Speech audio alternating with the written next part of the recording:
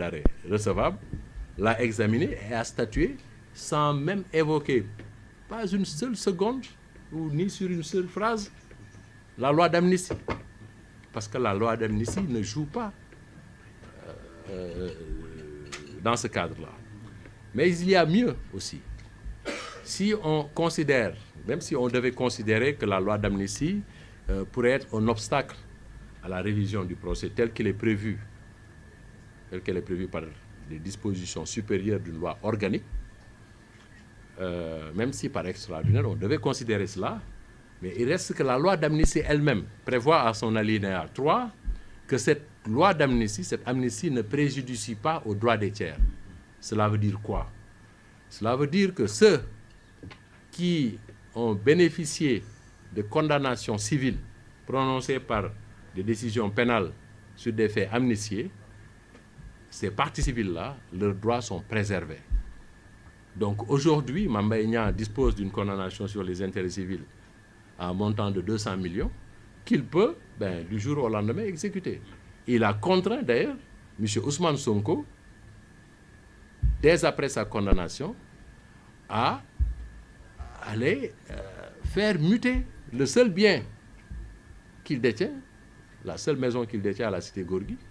Il l'a muté au nom de ses épouses et de ses enfants pour la faire échapper à une éventuelle saisie, parce que Mame Mbaye Niang a crié Urbi et Orbi qu'il allait exécuter, et que le produit, il allait le donner même à des daras, je pense, c'est ce qu'il avait dit.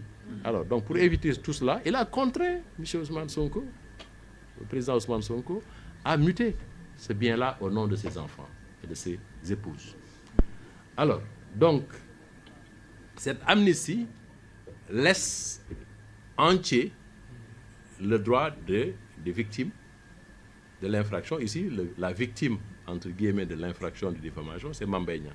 Donc, ne serait-ce que de ce point de vue-là, et ça, c'est une question qui est réglée par la jurisprudence française déjà, avant même l'intervention de la loi d'amnistie, c'était déjà réglé. Mais aujourd'hui, nous avons un fondement légal, c'est l'article 3 de la loi d'amnistie qui dit que cette amnistie ne préjudicie pas aux droits des tiers. Ne serait-ce que pour ça, M. Ousmane Sonko a tout intérêt à ce que son procès soit révisé pour ne pas avoir à payer les 200 millions.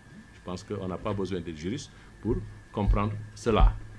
Donc, c'est ce qui a fait, ce qui fait que donc, aujourd'hui, dans le fond, je vous avais dit tout à l'heure que du point de vue de la régularité formelle, le recours est parfaitement recevable, mais au fond également, il n'y a absolument aucun obstacle qui pourrait aujourd'hui empêcher la Cour suprême de réviser le procès. Voilà. Donc, maintenant, après, ce qui va se passer, si la Cour déclare le recours recevable, ce sur quoi nous n'avons absolument aucun doute, puisque la commission telle qu'elle est composée a rendu un avis favorable, je vois mal la Cour suprême aller à contresens, et je verrai mal sur quoi elle pourrait d'ailleurs se fonder pour dire non. Alors, si c'est le cas, l'affaire va être renvoyée devant une autre cour d'appel, ça peut être la cour d'appel de Thiès, celle de Saint-Louis, celle de Kaolack, Ziguinchor, Tamba, pour être statué à nouveau sur l'affaire Mame Mbaye Niang contre Ousmane Sonko. Et en ce moment-là, c'est la Cour suprême qui va fixer le périmètre du procès de renvoi. Cela veut dire que le texte prévoit que la Cour suprême va indiquer les questions sur lesquelles le procès va tourner, les questions qui devront être posées, et ces questions-là, vraisemblablement, elles vont tourner autour du rapport. Voilà. Est-ce que le rapport existe? Est-ce qu'il a été signé? Voilà. Est-ce que les propos, est-ce que le contenu, voilà, incrimine Mame Mbaye Niang, etc. Bon, je suis en train d'anticiper, je ne suis pas dans la tête des magistrats de la Cour, mais j'imagine simplement que c'est peut-être cela que, autour de cela que les questions vont tourner. Alors, donc, le point le plus intéressant pour M. Ousmane Sonko, parce que moi je pense que tout cela c'est évident, que la révision telle qu'elle est enclenchée, elle va aboutir à un nouveau procès. Et je vois mal que ça ne se fasse pas compte tenu de ce que je viens de dire. Mais vous verrez, en lisant la loi organique sur la Cour suprême,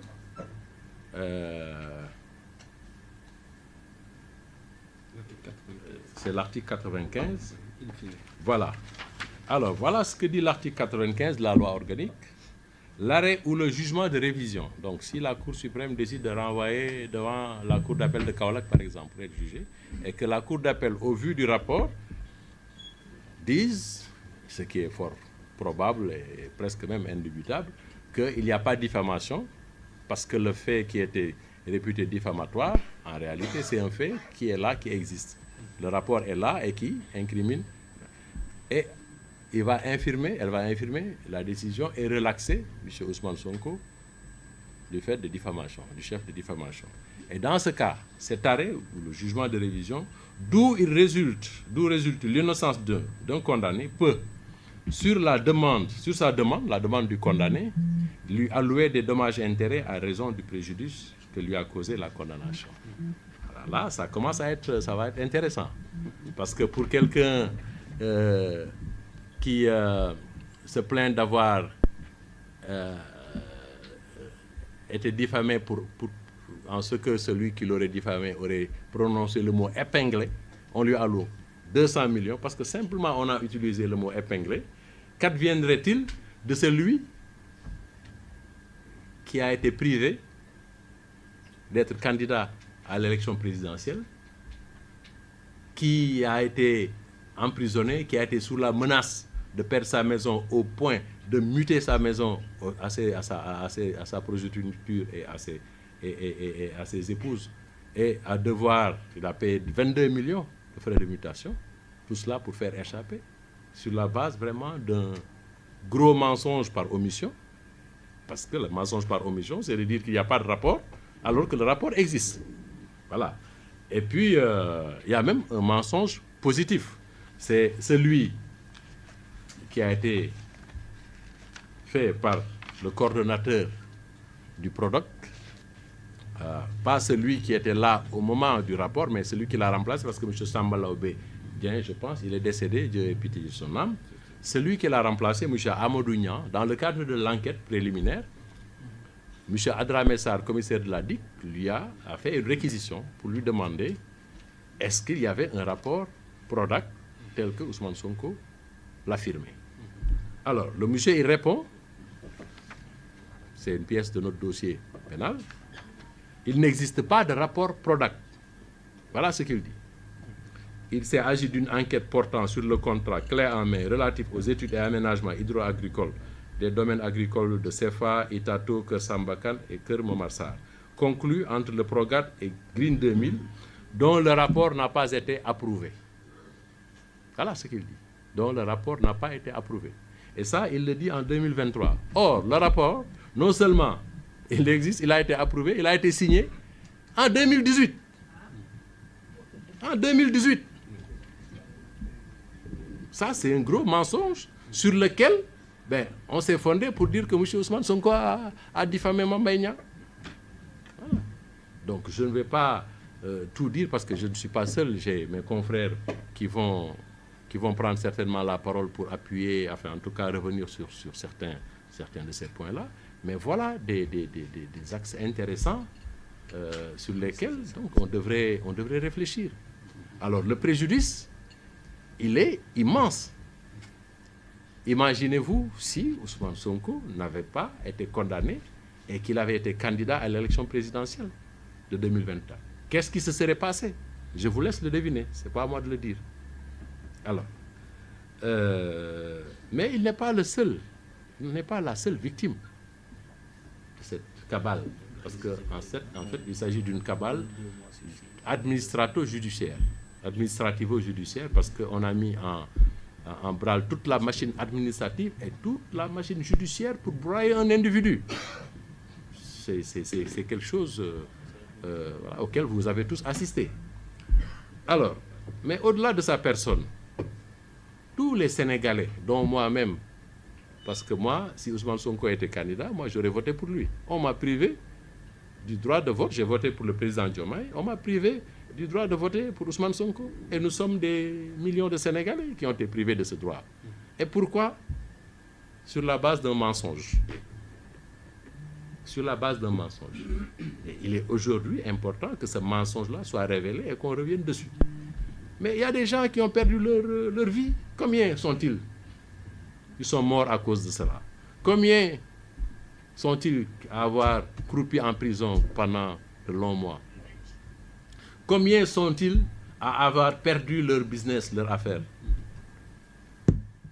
Combien sont-ils à avoir été mutilés? Et au-delà de ces personnes, même en Afrique, Ousmane Sonko, vous le savez, c'est une icône africaine. C'est un panafricaniste sur qui beaucoup d'espoir était cristallisé.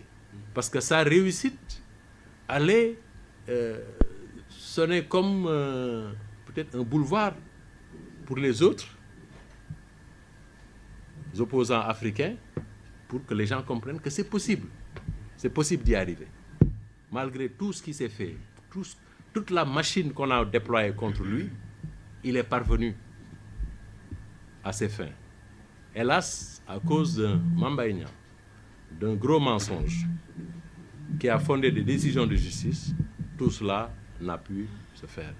Donc le préjudice, il est incommensurable. On a l'habitude, c'est un mot qu'on utilise souvent dans notre jargon, nous autres avocats, mais nous sommes dans un cas d'école typique de préjudice incommensurable qui ne peut même pas être réparé en argent.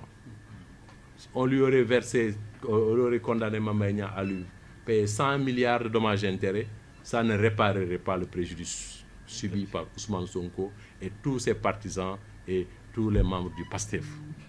Et le moment venu, croyez-le bien, nous ne manquerons pas de demander des dommages et intérêts sur cette procédure-là. Et la loi nous permet aussi à M. Ousmane Sonko d'agir autrement ailleurs, devant une autre juridiction pénale, pour se faire allouer d'autres dommages et intérêts sur la base de la dénonciation calomnieuse. Et nous nous réservons, nous, notre client, nous avec lui, bien sûr, d'user de toutes ces voies de droit. Alors, j'ai parlé trop longtemps, vous savez, les avocats, nous sommes parfois trop bavards, mais vous comprendrez que ce que j'ai envie de dire, tout ce que j'ai envie de dire, je n'ai pas pu le dire parce qu'il faut que je laisse la place à mes excellents confrères qui sont là. Et donc, je vais sans tarder retourner la parole à notre doyen Massokhna Kane, qui va